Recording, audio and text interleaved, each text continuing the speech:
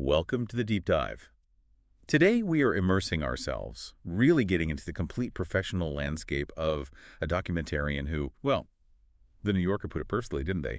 They called him a piercingly humane, slyly funny guide through the funkier passages of American culture. That description, yeah, really nails it. Humane and funny, but piercing too. Exactly. We're diving deep into the career and, crucially, the unique methodology of Louis Theroux. And that quote, it captures his appeal so well. He uses that humor, that genuine curiosity as actual tools, not just personality quirks. Right. And you, our listener, tasked us with charting more than just like a timeline of his shows. We really need to understand how his technique evolved. Yeah, how does he get people to open up? We're talking everyone from, they're super famous to the incredibly marginalized, even people inside really secretive groups. How does he manage that? That specific unguarded way they talk to him. Our mission here is to kind of give you that analytical shortcut, unpack his genius a bit. And it's quite a mix of identities he embodies, isn't it? Not just a documentarian. He's a serious journalist, a broadcaster, a successful author, too. Definitely. He's somehow managed to bridge that gap between exploring these niche subcultures and getting real mainstream acclaim. I mean, 3 BAFTAs, or Royal Television Society Award, that's significant. It is, yeah. That doesn't just happen by accident. It's the result of a very deliberate, carefully honed craft. So to understand how that craft was honed, I guess we need to go back to the beginning. Exactly. We have to start at the foundations, his education, his early journalism, the influences that really shaped that analytical yet slightly detached persona we see on screen. Okay, let's unpack those origins then. Louis Sebastian Theroux, born in Singapore, May 20, 1970. Which gives him something interesting straight away. Dual British and American citizenship. That duality, it feels almost central to how he positions himself sometimes, doesn't it? Like an observer who can claim sort of partial belonging, especially when he's tackling American subject. It's a really foundational piece of context, yeah. That dual identity gives him a kind of, well, maybe cognitive dissonance isn't the right word, but it serves him well. How so? Well, he's got the outsider's eye, that British detachment you sometimes need to analyze American extremism or just like cultural quirks. Right. But he also has the insider's access, partly through his heritage, his family connections. Ah, the family connections, yes. We should definitely talk about those. It's a pretty significant literary and artistic background. Huge. His father is Paul Theroux, the renowned travel writer and novelist. But it doesn't stop there, does it? Not at all. His older brother, Marcel, he's also a writer and a TV presenter. And then, of course, his cousin is Justin Theroux, the actor and screenwriter. Wow. So growing up surrounded by people who basically make a living observing, documenting, telling stories. Exactly. It's bound to influence how you approach storytelling yourself, isn't it? But despite that sort of globe-trotting family reputation, he was mostly raised in London, in Catford, from when he was about 1 year old. And his education is interesting, too. A mix of traditional British establishment and, well, future big names in politics and comedy. Right. Westminster School. His contemporaries there included Nick Clegg, who became Deputy Prime Minister, and comedians Adam Buxton and Joe Cornish. That's quite a peer group. It is, and it maybe shows an early ability to navigate different social circles, The political types, the comedians, the creative crowd. Apparently, he was involved in school plays, too. Oh, interesting. So maybe an early comfort with performance. Yeah. Or understanding how to kind of play a role. Perhaps, yeah. And understanding how people present themselves. Then he went on to Magdalen College, Oxford. Graduated with first-class honors in modern history. Modern history. Yeah. Okay, that feels significant. Analyzing people, movements, big narratives. That must have sharpened the analytical eye he uses later on, right? When he walks into some bizarre subculture or belief system. You've hit on a really critical point there. I mean, if history is fundamentally about understanding why people do what they do and how those motivations shape things, then his degree gave him the perfect intellectual toolkit. Those skills he uses in his journalism, pulling together different bits of information, asking critical questions about why people believe things, understanding how fringe ideas gain traction, it feels deeply rooted in that academic training. Okay, but if that history background gave him the analysis tools, then why was someone like Jimmy Savile so hard to, well, see clearly in that first film? Was his technique always about capturing truth? Or sometimes just the truth people wanted him to see? That's a really sharp question, and it perfectly foreshadows that central tension in his career, doesn't it? It shows why just having the academic framework isn't always enough. Right. Analysis needs data, right? And his next career move, heading to the U.S., that basically provided the lab for gathering that data in some pretty unconventional ways. So he moved stateside, California first. Yeah, his first journalism job was in the U.S. at Metro Silicon Valley. It's an alternative free weekly paper in San Jose. Then in 1992, he moves on to Spy magazine. Ah, Spy. That was known for being pretty satirical, quite biting, right? Notorious for it, yeah. Really sharp, sometimes surreal satire. And that stint, you could argue, was the genesis of that offbeat persona. It helped him see how useful it could be to present things through a slightly absurdist lens. And then came TV, the Michael Moore connection. Exactly. He became a correspondent on Michael Moore's show, TV Nation. And that connection is vital. Why vital? Because TV Nation was like the incubator for his specific style. He was given these segments focusing on the really bizarre fringes of American life. And he often took that slightly naive, fish-out-of-water approach. Can you give some examples? What kind of things was he covering back then? Oh, just think about those early subjects. He had assignments like trying to sell Avon cosmetics to women in the Amazon rainforest. Usually. Avon in the Amazon? Yep. A commercial stunt plonked right into a traditional community. He also explored the Jerusalem syndrome. What's that again? It's that psychological thing where deeply religious tourists in Jerusalem sometimes become delusional, believing they're actual biblical figures. Wow. Okay, so subjects that really defy easy explanation. Totally. And maybe the most telling one, he covered attempts by the Ku Klux Klan to rebrand itself. They were trying to present themselves as a sort of civil rights group, but for white people. Right. So these weren't lightweight topics. Right. Politically extreme, socially marginal, often just deeply, deeply weird. And these assignments were crucial training. They forced him to engage seriously with the really strange, the politically charged, but without just taking an immediately hostile stance. He had to learn how to be that neutral, slightly puzzled guide for the audience. And that led directly to the BBC deal. Pretty much. That whole period paved the way for him signing a development deal with the BBC. And that BBC deal, it kicks off almost immediately with the series that really became his blueprint, didn't it?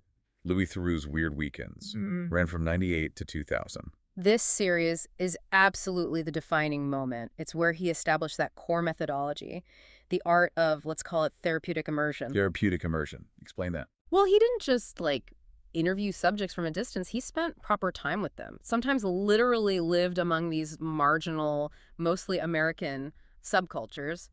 We're talking survivalists, black nationalists, white supremacists, the adult entertainment industry. And what's so fascinating is how sophisticated this seemingly simple method actually is. It wasn't about aggressive questioning or traditional investigative reporting. It felt more like observational journalism built on vulnerability, its own vulnerability. Exactly. He summed up the aim of Weird Weekends brilliantly himself. He said, to discover the genuinely odd in the most ordinary setting. The show is laughing at me, adrift in their world as much as at them. That quote feels key. Laughing at me as much as at them. It is the key to his technique. He basically weaponizes his own awkwardness. By presenting himself as this slightly ridiculous, often confused Englishman, he subtly flips the power dynamic. How does that work? Well, his subjects, who are often on the fringes or hold beliefs that get mocked a lot, they feel safer. They think he's the one who looks out of place, he's the one who doesn't get it. Oh, okay. So his vulnerability makes them drop their guard. Precisely. They stop performing for the camera so much and start genuinely trying to explain their world to this confused visitor. And that's how he exposes the contradictions or maybe the just farcical elements of their very seriously held beliefs, but without ever needing a direct confrontation. It's like subtle analytical jujitsu. Analytical jujitsu, I like that. Yeah, the viewer is often laughing, right? But we're laughing at that gap, that cognitive distance between Theroux and his subject. And that space allows the subject to reveal really deep truths about why they think the way they do, often without even realizing the full implications of what they're saying. It's an incredibly effective defense mechanism journalistically against people who might otherwise be hostile or very guarded. And that strategy sometimes meant real, physical commitment from him, didn't it? We saw that in some specific examples from those early immersion episodes. Oh, yeah. Like in the porn episode, he actually filmed a tiny cameo role in a gay pornography film from 1997 called Take a Peek. He appeared as a park ranger, wasn't it? Just briefly. Yeah, very briefly. But the point wasn't the acting itself, it was the immersion. He physically put himself inside that environment to try and fully grasp the industry, the mechanics, the personalities involved. It shows a willingness to participate that goes way beyond just watching from the sidelines. And there was another one, less controversial maybe, but just as illustrative, the infomercials episode. Right, where he actually appeared as a live salesman on the Home Shopping Network trying to sell an at-home paper shredder. Huh. Amazing. These early segments, they proved a couple things. One, his adaptability, and two, his willingness to make the show partly about his own journey, his own experience. He was demonstrating that to really understand the fringes, you have to be willing to kind of sit alongside them, even if it makes you look a bit absurd yourself. So having perfected that art of disarming the individual, the sort of unusual individual, he then shifted focus slightly, moved into the British celebrity world with When Louis Met. That ran from 2000 to 2002. Here, the format basically applied that same immersion technique, but to the extremely famous. And this transition was a really critical test for his method. Could a technique designed to gently reveal the contradictions in fringe groups work on highly media-savvy, guarded celebrities? And the answer was? Yes. But in one case, with really devastating consequences later on. You're talking about the Jimmy Savile episode, When Louis Met Jimmy. Exactly. At the time it aired, it was a huge critical success. People loved it. It was even voted one of the top documentaries ever in a survey back in 2005. But the legacy of that film changed completely after Savile died. Utterly transformed. He was later revealed posthumously by organizations like the NSPCC in the UK to be just one of the most prolific sex offenders in British history. Yeah. And that just turned this originally acclaimed documentary into a really difficult example of, well, journalistic failure, I suppose. Missed signals. It really highlights the limits of purely observational journalism, doesn't it? Especially when you're up against someone deeply manipulative, engaging in long-term criminality.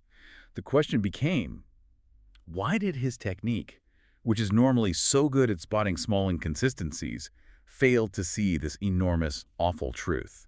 And Theroux, to his credit, addressed that challenge directly. He made a follow-up documentary in 2016, just called Savile. Right. And that was a hugely significant move. He wasn't just reporting on the scandal. He was introspectively looking back at his own work, asking himself, asking viewers, how did this abuse go on for so long? Where did he maybe fail to dig deeper? It felt like a necessary ethical response. Right. Moving from just being the acclaimed interviewer to being a journalist willing to examine his own blind spots when faced with that kind of expert manipulation. And When Louis Met had other instances where the manipulative behavior of celebrities was caught, didn't it? Like the Max Clifford episode. Ah, yes, Clifford. Yeah. A notorious publicist. He was actively trying to manipulate the narrative, even tried to set Theroux up during filming, apparently. He did. But the camera, or more accurately, the sound crew recording Clifford's live microphone, even when he thought it wasn't being recorded, caught him out, caught him lying during conversations. So it actually proved the strength of the format in a way. Even when people try to game the system, Theroux's method of just quiet, constant presence often means the truth, or at least the attempted deception, slips out eventually. And we can't forget the sheer bizarre nature of the Hamiltons episode. When Louis Met Betty. The Hamilton. Oh, gosh, yeah. The former Conservative MP Neil Hamilton and his wife Christine, they were actually arrested during the filming, weren't they?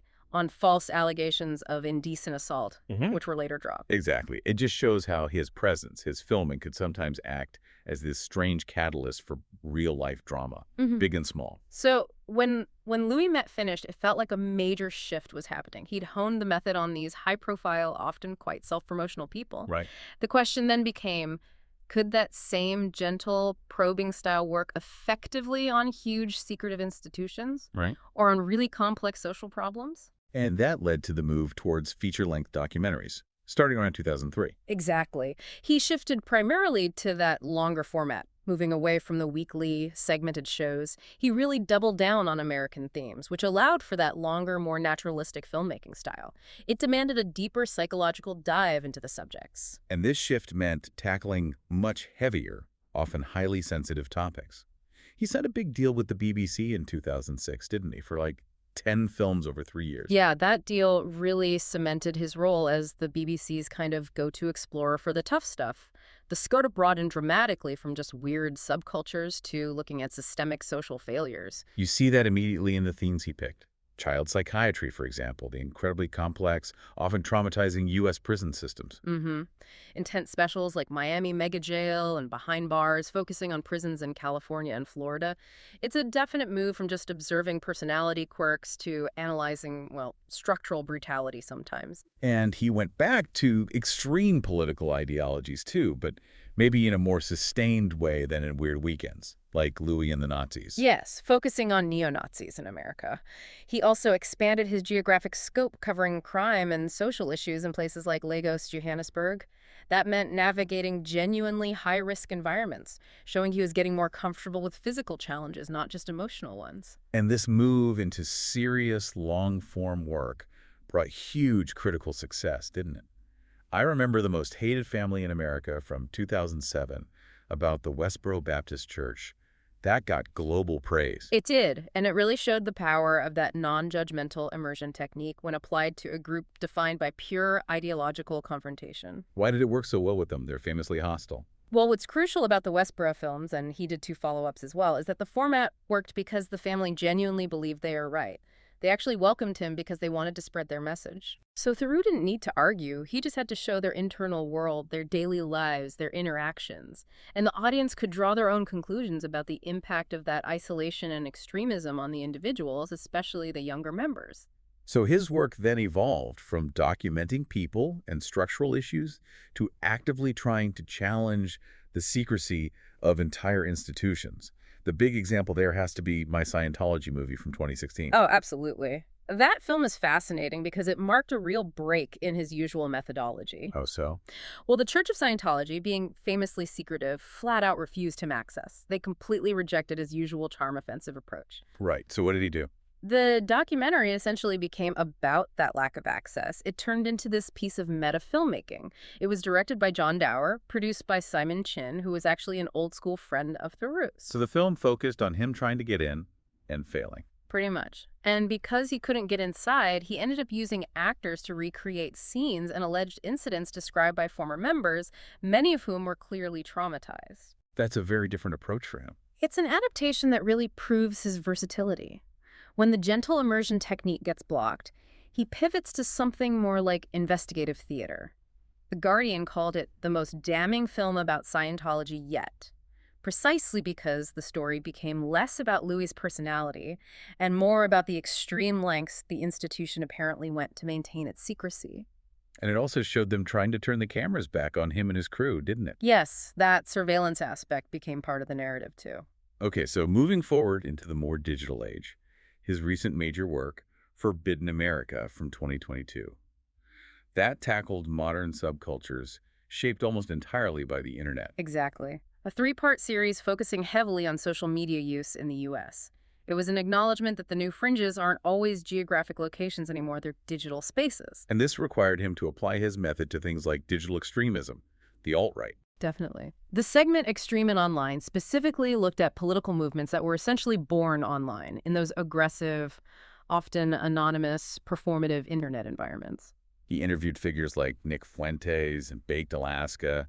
That must have been a huge challenge. How do you use a method built on gentle, in-person immersion with groups whose whole identity often comes from online trolling and performing in bad faith? It's a great question. He was basically meeting a political movement that started in a chat room. He had to try and figure out if their real-life selves matched up with those deliberately provocative digital personas. It showed him grappling with how online radicalization translates, or doesn't translate, into real-world behavior. And looking ahead, it seems he's continuing to tackle these incredibly contentious global issues. Our sources mention his upcoming work, The Settlers, due in 2025. Examining the community of Israeli religious nationalist settlers? Yeah, this could be his most politically charged subject yet. The sources frame it as a deeply disputed, complex issue. The plan seems to be exploring the lives of prominent settlers, but also including Palestinian activists and, significantly, terrorists. Wow. Set against the backdrop of accelerating settlements and the violence following the October 2023 Hamas attack. Exactly.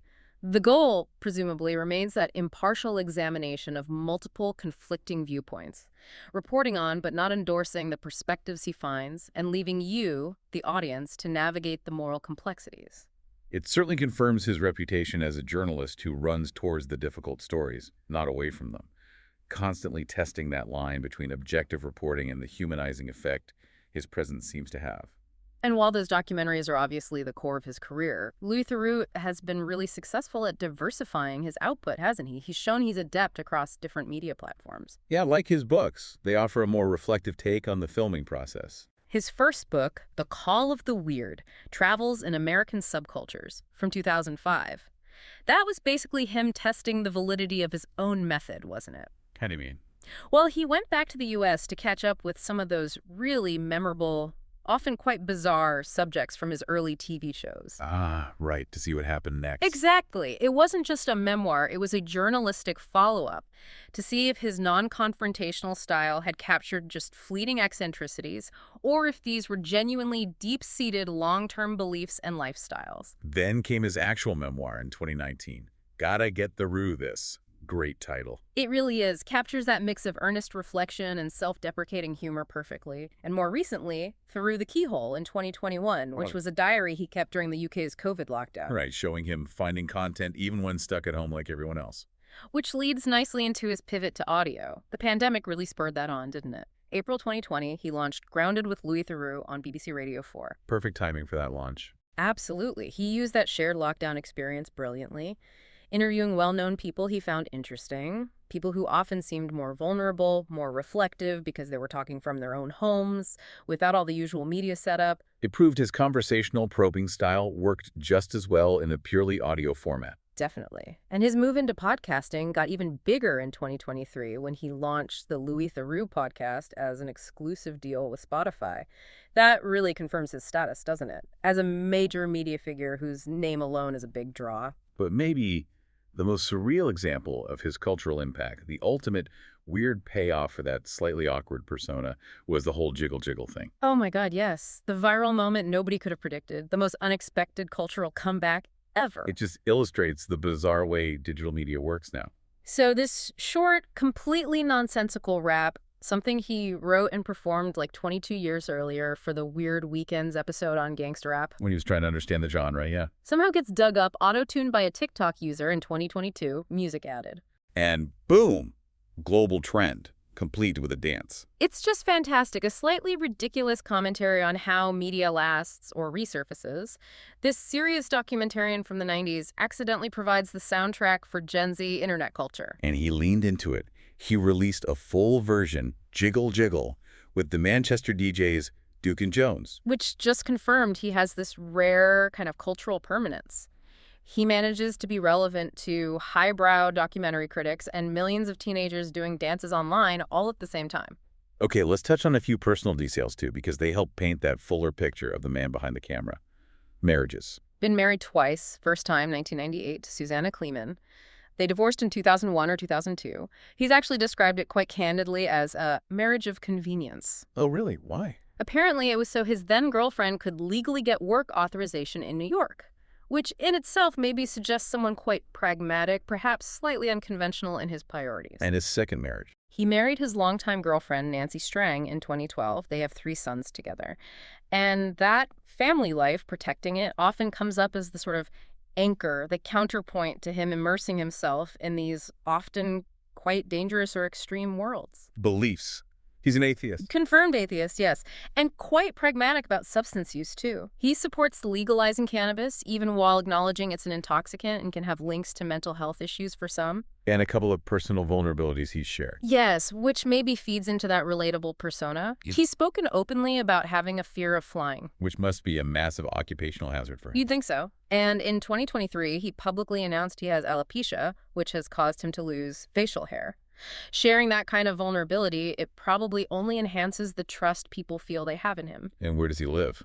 Still UK-based. Primarily. Lived in Harlesden, London for a long time. He did temporarily relocate to LA around 2013 for the LA Stories series, but then settled back in northwest London, which is where he and his family were during the lockdowns. So yeah, his home base is still the UK, which perhaps helps maintain that slightly detached perspective when he's looking at American culture. Okay, let's talk recognition. The awards he's won really speak for themselves, don't they? He's consistently been recognized at the highest level in British television for, well, decades now. Absolutely. Those major wins. Yeah. 2 BAFTAs for Best Presenter, First one in 2001 for Weird Weekends, the second in 2002 for When Louis Met. And it's significant there for Best Presenter, isn't it? Not just for the program itself. It's acknowledging his individual performance, his conduct within the film. Exactly. And the Royal Television Society gave him their Best Presenter award, too, in 2010 for A Place for Pedophiles. These awards recognize just how difficult it is to maintain that impartiality, that respect, while navigating incredibly volatile subjects. Even going way back, he got an Emmy nomination in the U.S. in '95 for his work on TV Nation. Right, so he's basically been recognized by the top industry bodies on both sides of the Atlantic, spanning like 3 decades. It's remarkable consistency. And then, in a really interesting flip, in 2022, he launched that BBC series Louis Theroux Interviews, where he, the guy usually interviewing difficult or unusual figures, turned the tables and interviewed celebrities about their own lives and careers. Yeah, that move really cemented his status as a kind of cultural icon in his own right, because that show relies entirely on the huge amount of trust he's built up over the years. How so? Well, celebrities who might normally shy away from really intense scrutiny seem willing to sit down with him, because they know his starting point is genuine curiosity, not sensationalism. And the caliber of guests he got was incredible. Yeah. Dame Judi Dench, Stormzy, Catherine Ryan, Rita Ora. Anthony Joshua, Joan Collins, even someone like Chelsea Manning in the second series. It really shows the power of that persona, doesn't it? The slightly awkward, genuinely interested friend. It's enough to guarantee, or at least promise, an honest, maybe more unguarded conversation, even with the most media-trained people.